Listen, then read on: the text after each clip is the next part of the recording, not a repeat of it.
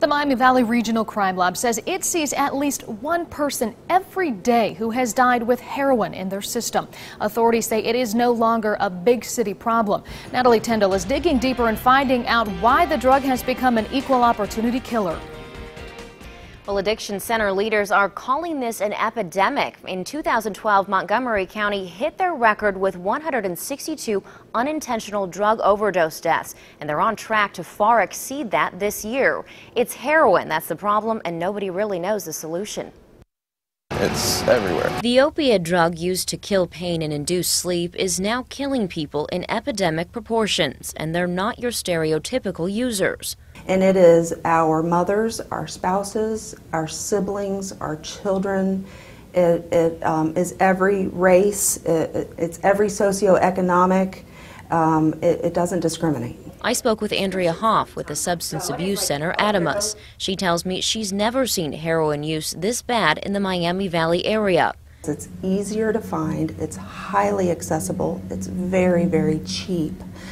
So you have a lot of people who never in their life would have thought of themselves as a heroin user, especially an IV drug user.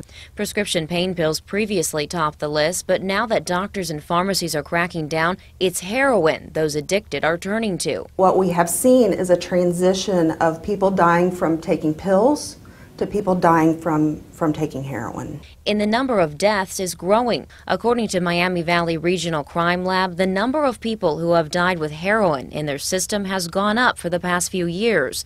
This year, the quarterly number has already passed 2010s and is expected to be the worst in Montgomery County's history. Heroin suppresses the respiratory system, and so it makes it hard for the body to breathe. What we're seeing is that people will often combine it with other types of drugs, particularly alcohol, as well as benzodiazepines, which are anti-anxiety drugs. Hoff says the numbers are scary to see, and the community needs to take a good look at finding a solution. But it's going to take everybody. It's not just our treatment providers that have to be on board. It's our law enforcement, it's our hospitals, it's our clergy, it's our families. We have to understand addiction as an illness to be able to get people the help that they need. Now, there is some hope for overdosers. A drug called naloxone counters the effects of an opiate overdose. Some emergency centers are already using it, and Ohio lawmakers are considering a bill that would make the drug available to family and friends of those addicted. Natalie Tyndall, 2 News, working for you.